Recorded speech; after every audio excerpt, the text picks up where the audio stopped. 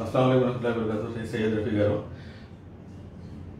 సయ్యద్ రఫీ గారు మొత్తం ఆంధ్ర రాష్ట్రంలో నిజంగా ముస్లిం మైనారిటీకి సంబంధించి ఏదైతే సమస్యలు ఉన్నాయో ఆ సమస్యలపై ఒక ఇంటలెక్చువల్ డిబేట్స్లో ఆల్మోస్ట్ ప్రతి టీవీ డిబేట్స్లో కూడాను మన సయ్యద్ రఫీ గారు మన ముస్లిం మైనారిటీల తరపు నుంచి ఎటువంటి పక్షం తీసుకోకుండా ఓన్లీ ముస్లింల పక్షం మాత్రమే తీసుకొని మొత్తం రాష్ట్ర వ్యాప్తంగా చాలా సుపరిచిత వ్యక్తులు సయ్యద్ రఫీ గారు. అదేవిధంగా మాజీ రైల్వే ఉద్యోగి కూడాను.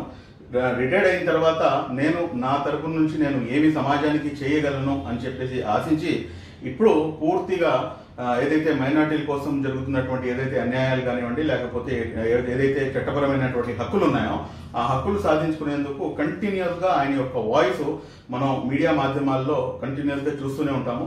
ఈ రోజు ఏదైతే ముస్లిం సమాజంపై జరుగుతున్న అత్యాచారాలే కానివ్వండి, లేకపోతే కొన్ని హక్కులు రావట్లేదని చెప్పేసి మనం అనుకుంటున్నాము, వీటన్నిటిపై కొంచెం సుదీర్ఘమైన చర్చ ఈ రోజు సయ్యద్ రఫీ గారితో చేద్దామని చెప్పేసి ఈ రోజు ఆయన నేను ఇద్దరం కలిసి ఈ రోజు ఈ ప్రోగ్రామ్ చేయడం జరుగుతుంది. అస్సలాము అలైకుం వరహ్మతుల్లాహి వబరకాతుహు. సయ్యద్ రఫీ భాయ్, ప్రస్తుతానికి మనం చూస్తే కనుక ఆంధ్ర రాష్ట్రంలో 2019 ఎలక్షన్ జరిగిన తర్వాత ఏదైతే వైఎస్ఆర్ కాంగ్రెస్ పార్టీ వైఎస్ జగన్మోహన్ రెడ్డి గారి ప్రభుత్వం వచ్చిందో, ఈ ప్రభుత్వం మరీ ముఖ్యంగా ముస్లిం మైనార్టీలకి ఏ రకంగా అండదండలుగా ఉంది, ఏ రకంగా న్యాయం జరుగుతుంది, ఎంతవరకు న్యాయం జరుగుతుంది అన్నది ఎలా భావిస్తున్నారండి? ముందు మీరు ఇంట్రడక్షన్లో ముస్లిం మైనార్టీల గురించే కాదు, దేశంలో జరుగుతున్నటువంటి అన్ని సమస్యల మీద, అన్ని ప్రజా సమస్యల మీద నేను మాట్లాడుతుంటాను. అందులో భాగంగా ముస్లిం మైనార్టీల సమస్యలు కూడా నేను బలంగా వినిపిస్తూ ఉంటాను. అది ఇప్పుడు రైల్వేలో రిటైర్డ్ అయ్యాను కాదు, నా ప్రవృత్తి నేను జర్నలిస్ట్గా ఉన్నాను. నేను రైల్వేలో ఉద్యోగం చేయకముందు నేను జర్నలిస్ట్, తర్వాత చేస్తుండగా కూడా నేను ఫ్రీలాన్స్ జర్నలిస్ట్గా పనిచేస్తూ సమాజానికి ఎంతో కొంత మనం చైతన్యం తీసుకురావాలని అనుకున్నటువంటి అవకాశాలతో అని చెప్పి నేను ప్రయత్నం చేస్తున్నాను. ఈరోజు మీరు పిలిచారు, చాలా సంతోషం. ఈ సందర్భంలో ముస్లిం ప్రజానీకానికి సంబంధించి కొన్ని అంశాలు చెప్పాలని చెప్పి అనుకుంటున్నాను. మీరు కూడా 25వ తారీఖు నాడు ఒక సదస్సు పెడుతున్నారు కాబట్టి, ఆ సదస్సు ఒక లక్ష్యంతో పెడుతున్నారు కాబట్టి అది ముందుకెళ్ళాలని చెప్పి కాంక్షిస్తూ నేను ఈ డిబేట్ని మీద స్టార్ట్ చేస్తాను. అయితే 2019 ఎన్నికల్లో జరిగినటువంటి ఎన్నికల్లో ఆంధ్రప్రదేశ్లో 8% ఉన్నటువంటి ముస్లింలు 90% జగన్మోహన్ రెడ్డి గారికి ఓటేశారు. దానికి ఒకటే ఒక కారణం, వాళ్ళ తండ్రి గారు 4% రిజర్వేషన్ ఇచ్చారని ఆ కృతజ్ఞత వాళ్ళ అబ్బాయికి చూపించాలనేది బలమైనటువంటి కారణం. ఇంకా వేరే ఎటువంటి కారణం ముస్లిం సమాజం ఫీల్ కాలేదు. ఎందుకంటే ఆ ముస్లిం సమాజంలో పుట్టి పెరిగినోడు కాబట్టి వాళ్ళ ప్రతిస్పందన అది. ఆయనకు మనం కృతజ్ఞత తెలియజేయాలని చెప్పేసి ఆయన కాంగ్రెస్ నుంచి బయటకు వచ్చినప్పుడు జరిగిన 18 ఉప ఎన్నికలు కానీ, 2014 శాసనసభ పార్లమెంట్లో కానీ, మొన్న 2019 శాసనసభ లోక్సభ ఎన్నికల్లో కానీ ముస్లింలు పూర్తి 90% ఆయనకే సపోర్ట్ చేశారు. చాలా ఆశలు కూడా పెట్టుకున్నారు. సపోర్ట్ చేయటమే కాదు, ఆయన ముఖ్యమంత్రి చేయాలి, ఆయన ఈ సమాజానికి, మన సమాజానికి ఇంకా ఎంతో చేస్తాడని చెప్పేసి వాళ్ళు ఆశ పెట్టుకున్నారు. ప్రధానంగా నేనే మొట్టమొదటి వాడిని. ఆయన ముఖ్యమంత్రి అవడంతోనే రంజాన్ తోఫాను రద్దు చేశాను. నేను దానికి చాలామంది, నేను ఆ రంజాన్ రోజు అంతకుముందు ఫిత్రాలు తీసుకోవడానికి వచ్చిన వాళ్ళు కానీ, మేము నమాజులకు వెళ్తున్నప్పుడు కానీ, నేను టీవీలో కనిపించి మాట్లాడతా అని చెప్పి రంజాన్ తోఫా ఆతా క్యా భాయ్ అని చెప్పి అడిగినటువంటి పేదలు నాకు తారసపడ్డారు. ఆయన రద్దు చేశాను. నేను చాలాసార్లు చెప్పాను, రక్తం అమ్ముకొని రంజాన్ పండుగ చేసుకున్నటువంటి కటిక దరిద్రంలో ముస్లింలు మగ్గారు ఉన్నారు. అలాంటి ముస్లింలు రంజాన్ పండుగ వస్తే ఆ రంజాన్ తోఫా ఆ ఒక్కరోజు కోసమైనా సరే పేద కుటుంబాలకి ఎంతో సంతోషాన్ని ఇచ్చింది. ఆయన రద్దు చేశారు. నేను టీవీ5లో రద్దు చేయకముందే, ముఖ్యమంత్రి అవడం ముందే మీరు ఏ నిర్ణయాలు తీసుకున్నా రంజాన్ తోఫాను రద్దు చేయవద్దు అని ముందే 7 రోజులు డిమాండ్ చేశాను. మీరు పేరు తీసేస్తే తీసేయండి, మీ పేరు పెట్టుకుంటారో లేకపోయినా సరే రంజాన్ తోఫాను మాత్రం ఇవ్వాల్సిందని చెప్పి నేను డిమాండ్ చేశాను. 6వ తారీఖు నాడు పండుగ వచ్చింది, ఆయన 30వ తారీఖు ముఖ్యమంత్రిగా ప్రమాణ స్వీకారం చేశాడు. కానీ ఆయన ఇవ్వాలి. గుంటూరులో 2 కోట్లు ఖర్చు పెట్టి ఇఫ్తార్ విందు ఇచ్చాడు. ఎవరికి ఇచ్చాడు? గుంటూరు జిల్లాలో, కృష్ణా జిల్లాలో, మొత్తం రాష్ట్రంలో ఉన్నటువంటి మొత్తం వైసీపీ పార్టీ నాయకులందరికీ ఇచ్చాడు. అది ముస్లింస్కి ఇచ్చినట్టు కాదు. ఆ స్టేజ్ మీద కూడా 70% ముస్లిమేతరులే ఉన్నారు. కానీ పేదవాళ్ళ కడుపు కొట్టి ఆయన ఇచ్చాడు. ఇటు మొట్టమొదటి నేను చెప్పాను, వెలుగెత్తి చాటాను. కావాలంటే మీరు 6వ తారీఖు TV5 చూస్తే తెలుస్తుంది. ఇక ఆ తర్వాత చేతి వృత్తులు చేసుకున్నటువంటి వాళ్ళలో ముస్లింలు ఎక్కువ. అన్ని రకాల చేతి వృత్తుల్లో ముస్లింలే ఉన్నారు. ట్రాక్టర్లు నడపడం, మెకానిక్స్, డ్రైవర్లుగా కానీ అన్ని రకాలుగా రిక్షాలు, ఆటో రిక్షాలు నడిపేవాడు కానీ, బాగు చేసేవాడు కానీ, సైకిళ్ళు బాగు చేసేవాడు. ఒక ఊరు నుండి ఒక ఊరు నుండి సామాన్లు తీసుకెళ్ళడం. ఏదైతే అన్నా క్యాంటీన్ ఉన్నదో అందరి పేదవాళ్ళతో పాటు ముస్లింలు కూడా 5 రూపాయలు ఇచ్చి భోజనం చేసేవాడు. అది తీసేశాడు. అది తీరని నష్టం ముస్లింస్ జరిగిందని చెప్పి కూడా నేను చెప్పాను. అంటే ముస్లిం కోణం కూడా ఎతికాను నేను దాకా. ఇప్పుడు ఏలూరు నుండి వచ్చారండి, సామాన్లు కొనుక్కోవడానికి వచ్చారు. మామూలు హోటల్లో తింటే 60 రూపాయలు, 10 రూపాయలు ఇద్దరు భోజనం చేసి వెళ్ళేవాడు. ఆ రకంగా నష్టం జరిగింది. ఇక ఆ తర్వాత రాజకీయ పరమైన నిర్ణయాలు వస్తే, ఏదైతే భారతీయ జనతా పార్టీ, ఏదైతే వాళ్ళు RSS సంఘ పరివారు కక్ష కట్టుకొని 525 సంస్థానాలతో పాటు కాశ్మీర్ సంస్థానం కూడా భారతదేశంలో విలీనమైంది. షరతులతో కూడుకున్నటువంటి విలీనం 370-35A పెడతానంటేనే వాళ్ళు భారతదేశంలో విలీనమయ్యారు. లేదా వాళ్ళు స్వతంత్రంగా ఉండేవాళ్ళు, పాకిస్తాన్కి వెళ్ళిపోయేవాళ్ళు, మనకు తెలియదు అది. దాని వాళ్ళు ముస్లింలకి అలాంటి రాయితీలు ఎందుకు ఇవ్వాలని ఒక కక్ష ద్వేషపూరితమైనటువంటి ఎజెండాని వాళ్ళు 70 సంవత్సరాల క్రితమే తయారు చేశారు. దాన్ని అమలు పరుస్తుంటే జగన్మోహన్ రెడ్డి 22 మంది ఎంపీ నుండి కూడా మాట్లాడలేదు, ఫుల్ సపోర్ట్ చేశాడు. బిల్లు పాస్ అవడానికి రాజ్యసభలో కూడా ఈయన సపోర్ట్ లేదు, అయ్యేది కాదు. ఇక ఆ తర్వాత త్రిపుల్ తలాక్ సుప్రీంకోర్టు కొట్టేసింది. అసలు త్రిపుల్ తలాక్ లేదు.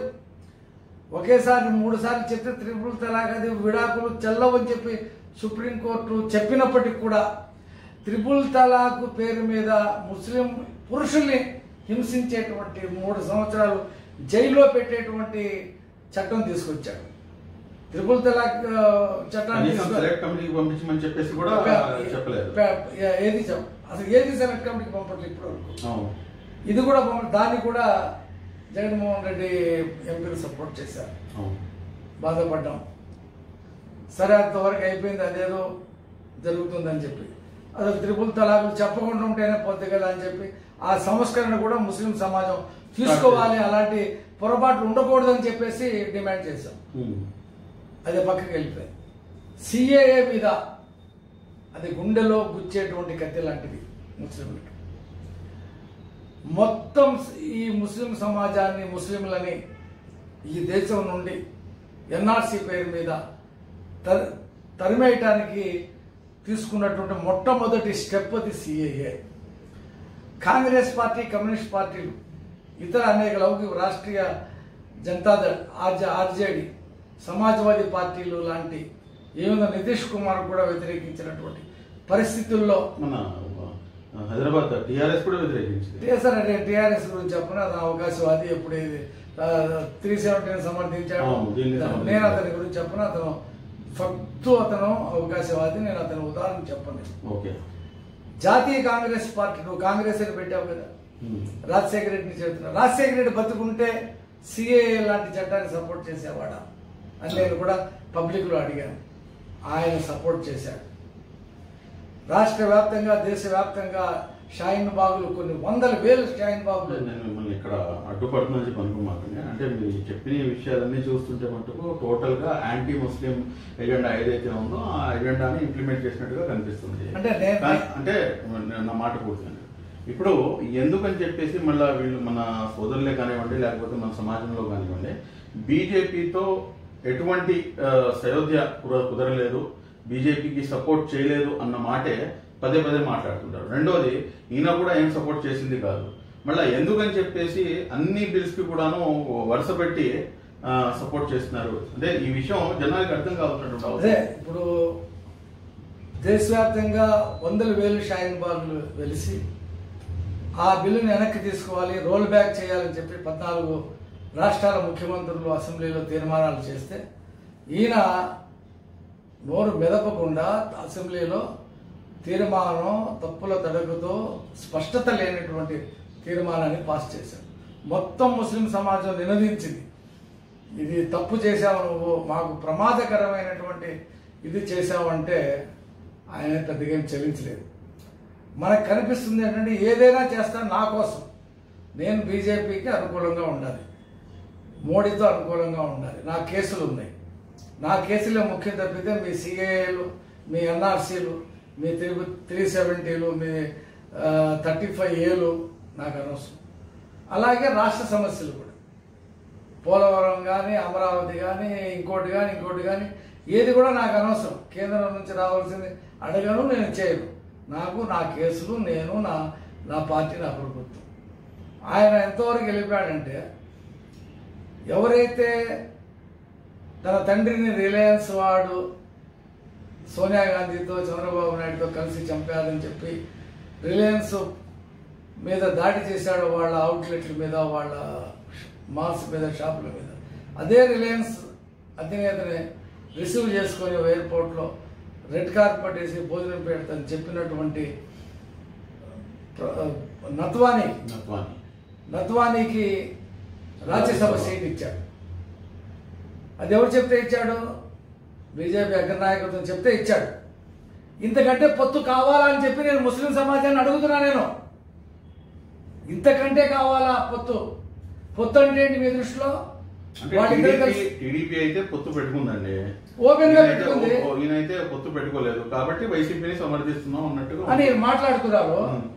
ఏ బిల్లులో ఈయన వ్యతిరేకించాడు? ముస్లింస్ కానీ ఇతరులది కానీ కార్మిక చట్టాల సవరణ చేస్తున్నారు, నువ్వు వ్యతిరేకించావా?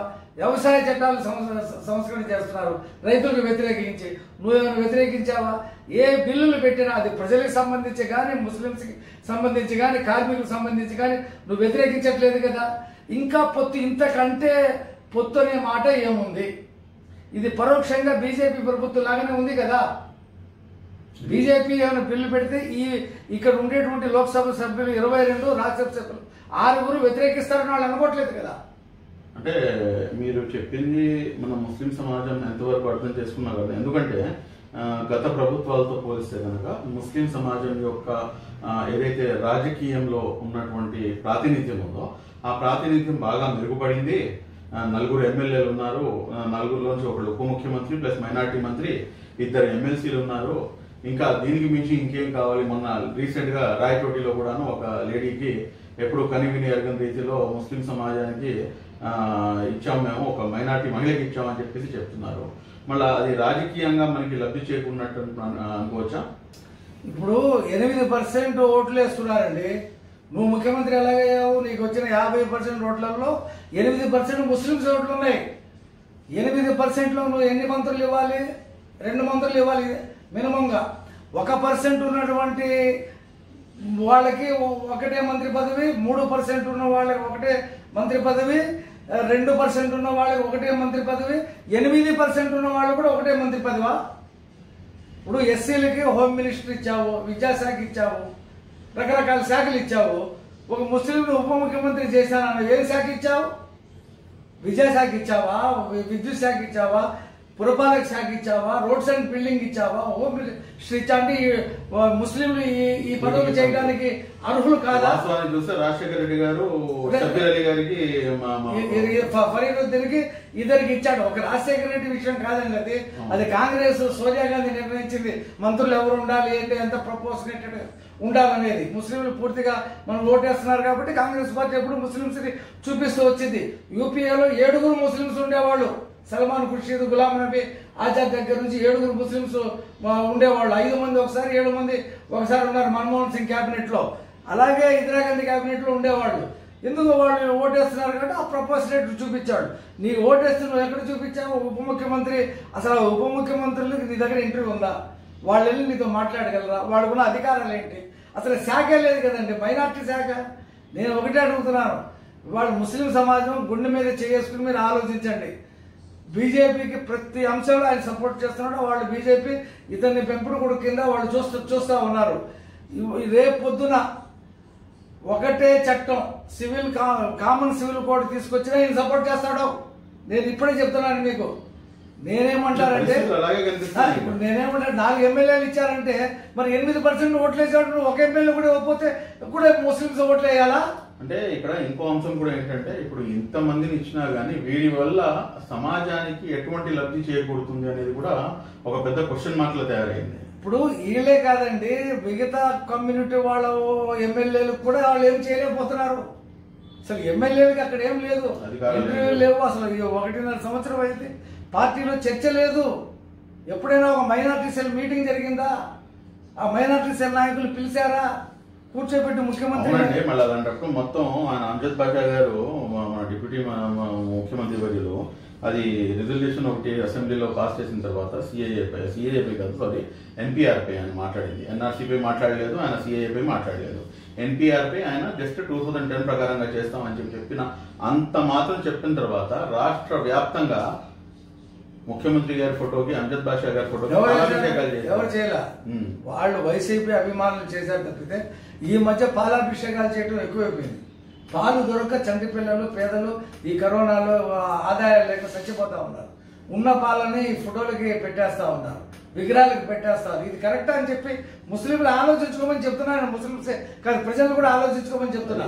మన అంతర్మతంగా మనమే ఆలోచించుకోవాలి. ఇప్పుడు ఇంకోటండి, నువ్వు 4 ఎమ్మెల్యే సీట్లు ఇచ్చాను, 2 ఎమ్మెల్సీ ఇచ్చాను, ఒక ఉప ముఖ్యమంత్రి ఇచ్చాను అంటున్నావు. మరి ఒక్క లోక్సభ మెంబర్ ఇవ్వలేదు నువ్వు టికెట్. 2014లో ఇవ్వలేదు, 2019లో ఇవ్వలేదు, గెలవడం ఇవ్వలేదా? కనీసం రాజ్యసభ అవకాశం. రాజ్యసభ 2 సార్లు రాజ్యసభ వచ్చింది. అంతకుముందు 2 వస్తే 2 రెడ్లకి ఇచ్చుకున్నావు. ఇప్పుడు 4 వస్తే అందులో 1 రెడ్డికి ఇచ్చావు, 2 బీసీకి ఇచ్చావు, 1 అంబానీ మనిషికి ఇచ్చావు. ముస్లిం కనిపించలేదా? రాజ్యసభలో, లోక్సభలో ముస్లిం ఎంపీ ఉండాలని అనుకోవట్లేదా? నెక్స్ట్ సార్, ఇప్పుడు ఏదైతే మీరు మైనార్టీ గురించి మనం మాట్లాడడం వెళ్తున్నాం, ఎందుకంటే మీరు కూడా ముస్లిం, నేను కూడా ముస్లిం కాబట్టి అసలు మన సమస్యలు ఏంటి అనేది కులంకుశంగా తీసుకెళ్లే ప్రయత్నంలో అసలు వీళ్ళు ఏదైతే పరిస్థితులు ఉన్నాయో ఈ పరిస్థితుల్లో అసలు బడ్జెట్ ఏ రకంగా అలొకేట్ అవుతుంది, బడ్జెట్ ఏ రకంగా ఖర్చు అవుతుంది, దీనిపై అసలు ఏమంటారు?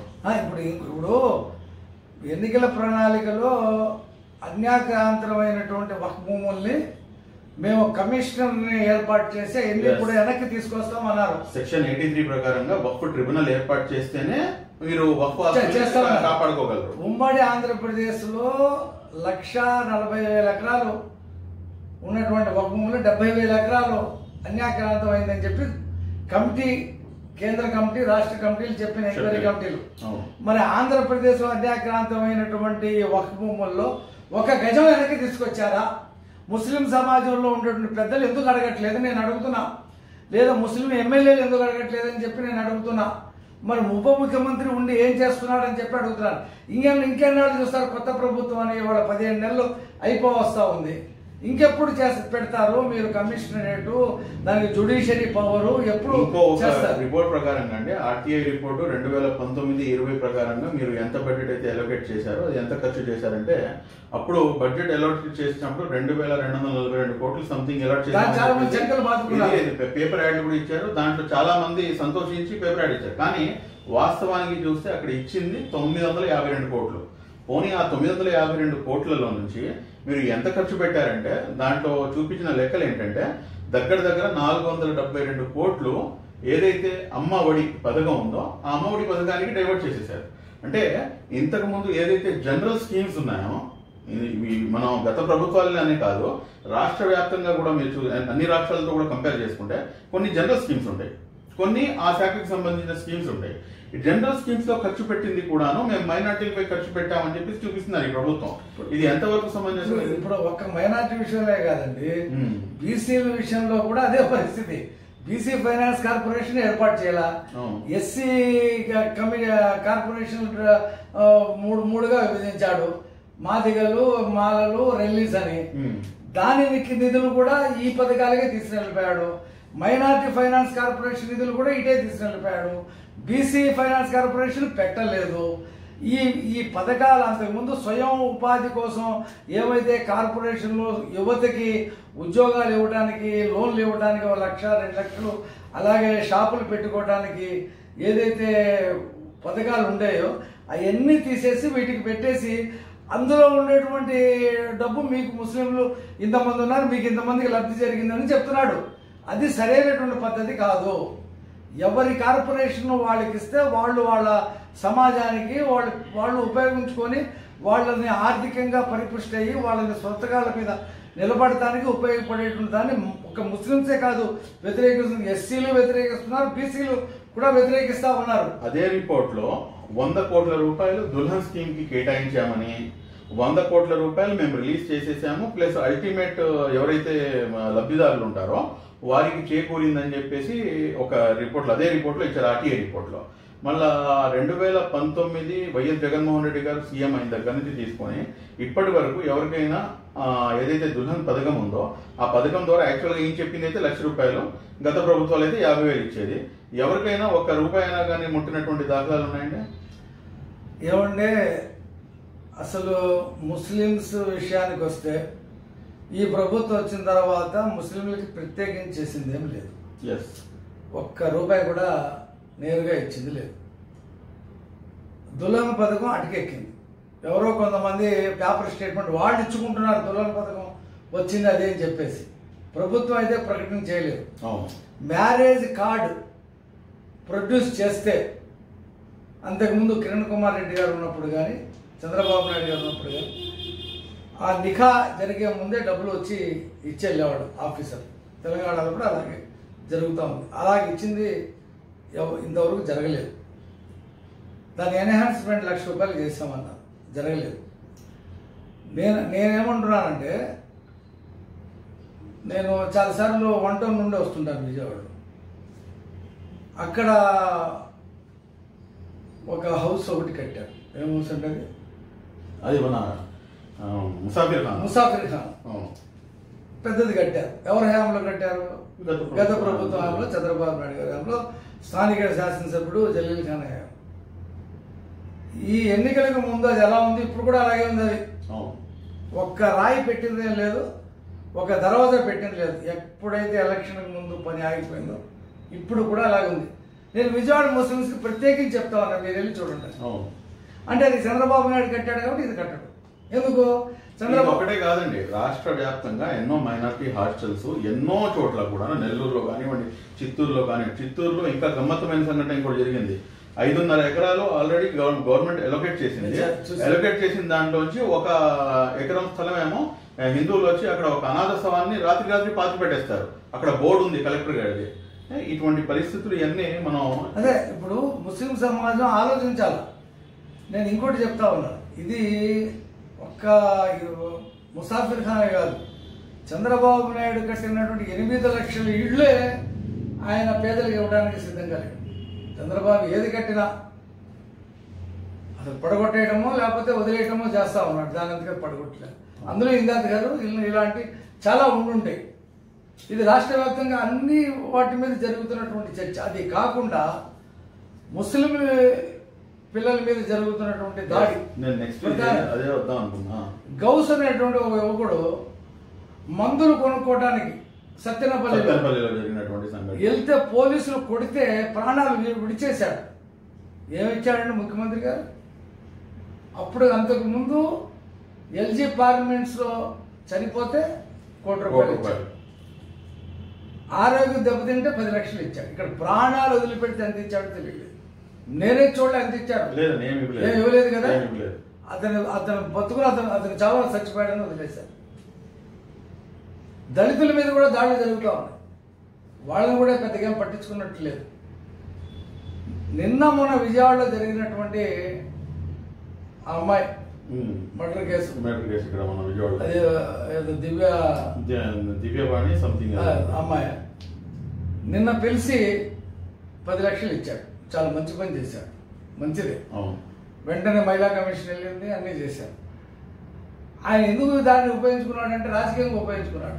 మొత్తం దళితులు, క్రిస్టియన్లు, మైనార్టీలు నా మీద వ్యతిరేకంగా ఉన్నారు. అన్ని జిల్లాల్లో, అన్ని గ్రామాల్లో వైసీపీ కార్యకర్తలు, నాయకులు చేస్తున్నటువంటి దౌర్జన్యాలు వీళ్ళ మీద అది చాలా వ్యతిరేకత వచ్చింది. వాళ్ళని సంతోష పెట్టడానికి ఇది ఒకటి నేను ఉన్నాను అని చెప్పి చేయడం కోసం ఆ సంఘటనని సెలెక్టివ్గా తీసుకొని చేసింది తప్పితే రాజమండ్రి బొమ్మూరులో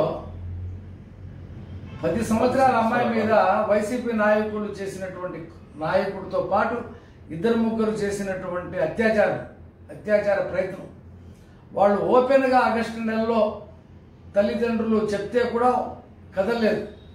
పైగా వాళ్ళని హెరాస్మెంట్ చేసి వాళ్ళని ఇంటి మీద దాడులు చేస్తాం, మా మీద పోలీస్ కేసు పెడతావా అని చెప్పి వాళ్ళు బెదిరిస్తూ ఉంటే ఆ సత్తార్ గారు ఆ అమ్మాయి తండ్రి విషయం తాగి అక్టోబర్ 1వ తారీఖున అది కూడా ఎస్పీ గారు ఆఫీస్లో పడితే కానీ అప్పుడు చల్లం రాలేదు.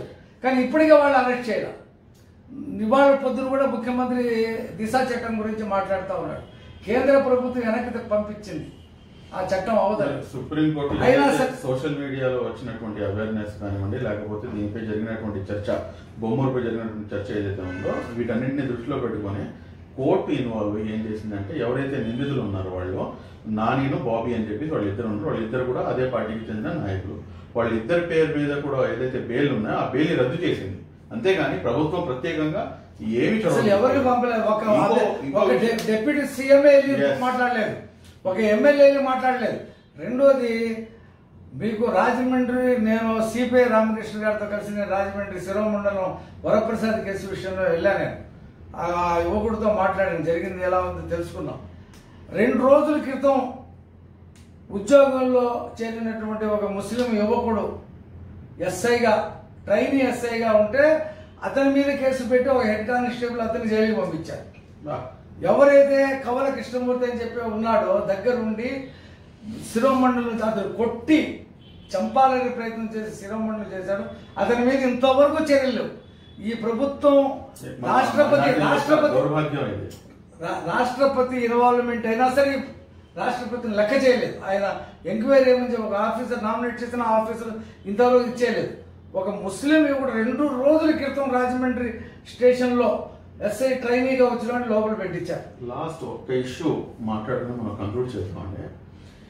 ఏదైతే ఇన్ని విషయాలు జరుగుతున్నా కూడా కానీ సరే బీసీ కార్పొరేషన్ అని చెప్పేసి ఎంతో మందికి తీసుకొచ్చారు. దాని తర్వాత ముస్లిం సమాజం మరియు ఇస్లాం యొక్క మూల సూత్రం ఏంటంటే నల్లవాడికి తెల్లవాడిపై కానీ తెల్లవాడికి నల్లవాడిపై కానీ ఎటువంటి ఆధిపత్యం లేదు, మనం అందరూ సమానమే. అది ఇస్లాం చాలా స్పష్టంగా తెలియజేస్తుంది. కానీ ఈ మధ్యలో ఇంతకుముందు ఓన్లీ దూదేగుల కార్పొరేషన్ అని ఒకటి ఉండేది మాత్రమే. ఇప్పుడు షేక్ కార్పొరేషన్ ఎస్టాబ్లిష్ చేశారు. దాని తర్వాత సంచార జాతి, ముస్లిం సంచార జాతులు అని చెప్పి ఒకటి ఎస్టాబ్లిష్ చేశారు. ఈ 2 ఖురేష్ ఒకటి ఎస్టాబ్లిష్ చేశారు. ఈ వీటిని దృష్టిలో పెట్టుకుని ఇప్పుడు సయ్యద్ సంక్షేమ సమితి అని చెప్పేసి ఒకటి కొత్తగా స్టార్ట్ చేశారు. ఇప్పుడు అంటే ఇదంతా దేనికి పరిణామాలకి దారి తీస్తుంది అర్థం కానటువంటి. అంటే ఆయనకి ఎంతసేపు ఓటు బ్యాంక్ అండి, తిరిగి ఆయన ఎలా గెలవాలి. కొంతమంది నాయకులను సంతృష్టిపరిచేటువంటి కార్యక్రమాలు చేస్తే వాళ్ళు వెళ్ళి వాళ్ళ జనాలకు చెప్తారు, వాళ్ళు నాకు ఓట్లు వేస్తారు. వాళ్ళు ఈ కార్పొరేషన్లు దేనికంటే పేపర్ల మీద ఉండే కార్పొరేషన్, కనీసం ఆఫీసులు లేవు. కార్పొరేషన్ ఉంటే దానికి ఒక ఎండి ఉంటాడు, దానికి ఈడీ ఉంటారు, స్టాఫ్ ఉంటారు, దానికి నిధులు ఉంటాయి, సబ్సిడీ ఇస్తుంది కార్పొరేషన్, బ్యాంకులు లోన్లు ఇస్తాయి, స్వయం ఉపాధి కింద కార్యక్రమాలు జరుగుతాయి. ఈ కులాల పేరు మీద ఇచ్చేటువంటి కార్పొరేషన్లు నిధులు కేటాయించకుండా, విధులు లేకుండా ఉత్సవ విగ్రహాలని తయారు చేసి నేను వీళ్ళందరూ కూడా ఏదో చేస్తున్నా అని చెప్పి వాళ్ళకి చేసిన దానికంటే ఆ రోజు ఇచ్చిన ప్రకటనలే కోట్లాది రూపాయల్లో ప్రకటనలు దేశవ్యాప్తంగా ఇచ్చినటువంటి ప్రకటనలు 100 కోట్ల రూపాయలు ఉంటాయో తెలియదు. ఆ 100 కోట్లు ఈ ఒక్క కార్పొరేషన్ 1 కోటి రూపాయలు లేదు. ఆ కార్పొరేషన్ వాళ్ళు అద్దెకి కార్లు తీసుకొని తిరగాల, వాళ్ళకి ఎవరు ఉండరు, స్టాఫ్ ఉండరు. మరి ఇది ఏం జరుగుతుందో ఎవరికి ఆయన ఏదో కొన్ని ప్రయత్నాలు చేస్తూ ఉన్నాడు. ఎంతసేపు డబ్బులు పంచిపెట్టి ఓట్లు నాకు వేస్తారని చెప్పి అనుకుంటున్నాడు. ఇవాళ ఉపాధి లేదండి, ప్రజలకు ఉపాధి పోయి, నిర్మాణ రంగం కుదేలేదు, పరిశ్రమలు వెళ్ళిపోతా ఉన్నాయి.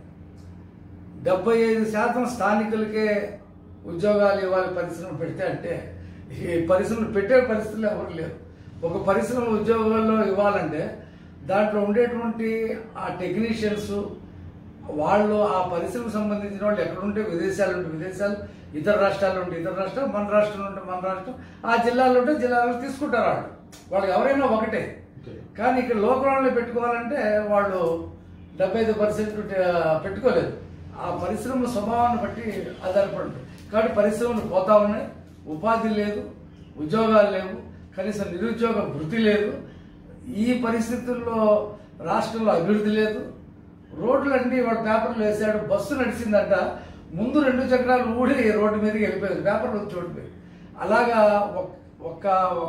ఈ రాష్ట్రం తిరోగమనంలో ఆయన ఏ నోటుతో అయితే చెప్పాడు ఇది రివర్స్ టెండరింగ్ విధానం తెస్తా అన్నాడు, పరిపాలన కూడా రివర్స్లోకి వెళ్ళిపోయింది. సుమారు ఇప్పటికే 20 సంవత్సరాలు వెనక్కి వెళ్ళిపోయినటువంటి పరిస్థితుల్లో ముస్లిం సమాజం ఇంకా వెనక్కి 20 సంవత్సరాలు వెళ్ళిపోయింది. పేదరికంలో మగ్గుతా ఉంది. ఈయనేమీ చేయడు. వీళ్ళందరూ కూడా ఆయనలో రాజశేఖర రెడ్డి ఇచ్చిన 4%ని జీవితకాలం చూసుకుంటారో ఏంటో తెలియదు. మరి ఇవాళ ఆయన బీజేపీతో ఉన్నటువంటి ములాఖాత్, బీజేపీతో ఒక్క మాట బీజేపీని ఎప్పుడైనా, ఇప్పుడు కాదు, ఎన్నికలకు ముందు కానీ ప్రతిపక్షం కానీ ఒక మాట బీజేపీ విధానాలను విమర్శించినటువంటి ఒక వ్యక్తిని మీకు అతను చాలా గొప్పవాడు, మనకేదో చేస్తాడని చెప్పి ఈ ముస్లిం సమాజం ఎలా అనుకుంటుందో నాకు అర్థం కావట్లేదు. ఇప్పటికైనా సరే వాస్తవాలు తెలుసుకొని ముస్లిం సమాజం మనకేం కావాలి, మన డిమాండ్స్ ఏంటి, మనకున్నటువంటి హక్కులు ఏంటి, ఈ కేంద్ర ప్రభుత్వం చేస్తున్నటువంటి ముస్లిం వ్యతిరేక చర్యలను మనం ఎలా ప్రతిఘటించాలనేటువంటి దాని మీద పునరాలోచన చేసుకుని ఈ జమాతులన్నీ కూడా ఆలోచించి ఒక చైతన్యపూర్వకమైనటువంటి దీంట్లోకి వస్తారని, భవిష్యత్తులో ఒకే దేశం ఒకే చట్టం తీసుకొచ్చేటువంటి పనులు ఉన్నారు, కామన్ సివిల్ అది మన హక్కుల్ని పూర్తిగా హరించేది. ఇప్పటికైనా సరే మేల్కొని సిఏఏకి వ్యతిరేకంగా మనం ఏ రకంగా అయితే ఆందోళన చేశామో ఆ స్ఫూర్తిని కంటిన్యూ చేసి మన హక్కుల కోసం పోట్లాడుకోవాలి, మన హక్కుల కోసం మనం ప్రయత్నం చేయాలని చెప్పి నేను ఒక ఎనలిస్ట్గా, సయ్యద్ రఫీగా నేను ముస్లిం సమాజానికి చేతులు ఎత్తి నమస్కారం చేస్తాను. Thank you very much sir. నిజంగా సయ్యద్ రఫీ గారు చెప్పినటువంటి ప్రతి మాట కూడా అక్షర సత్యం. ఇప్పటికైనా కానీ ముస్లిం సమాజం కళ్ళు తెరిచి కనీసం డిమాండ్ చేయడమైనా కానీ మొదలు పెట్టాలి. ఇప్పటికైనా కానీ డిమాండ్ చేయడం మొదలు పెట్టకపోతే ఏదైతే మా యొక్క పరిస్థితి ఉందో ఆయన చెప్పినట్టుగా 25 years కాదు 50 years వెనక్కి వెళ్ళిపోయినా కానీ ఆశ్చర్యపాల్సినటువంటి ఇది లేదు.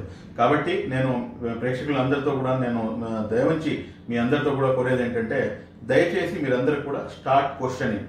బ్యూటీ ఆఫ్ డెమోక్రసీ ఏంటంటే ప్రశ్నించడం. ఆ ప్రశ్నించడం ఎప్పుడైతే మానేసి మనం ఎప్పుడైతే చెక్క భజన, నేను ఈ 2 words చాలా క్లియర్గా యూజ్ చేస్తున్నా, అది చేయడం ఎప్పటివరకైతే మనం ఆపివేయమో అప్పుడు దాకా మా సమాజం యొక్క అభివృద్ధి అనేది చెందదు. ఇంకో ముఖ్యమైన విషయం ఏంటంటే 6 మైనారిటీకి సంబంధించినటువంటి ప్రజాప్రతినిధులు ఎవరైతే ఉన్నారో వీళ్ళకి పదవులు ఇవ్వడం వల్ల లేకపోతే వాళ్ళు గెలవడం వల్ల వారికి మాత్రమే లబ్ధి చేకూరింది, అంతే తప్పించి సమాజానికి ఒక ఆవగింజంతా కూడాను వీరు చేసింది ఏమీ లేదు. ఎందుకు ఇటువంటి వారు ఉన్నా కానీ ఒకటి, లేకపోయినా కానీ ఒకటి. దయచేసి ఇప్పటికైనా కానీ మీరందరూ కళ్ళు తెరిస్తారని చెప్పి ఆశిస్తూ థ్యాంక్ యూ వెరీ మచ్. జై హింద్.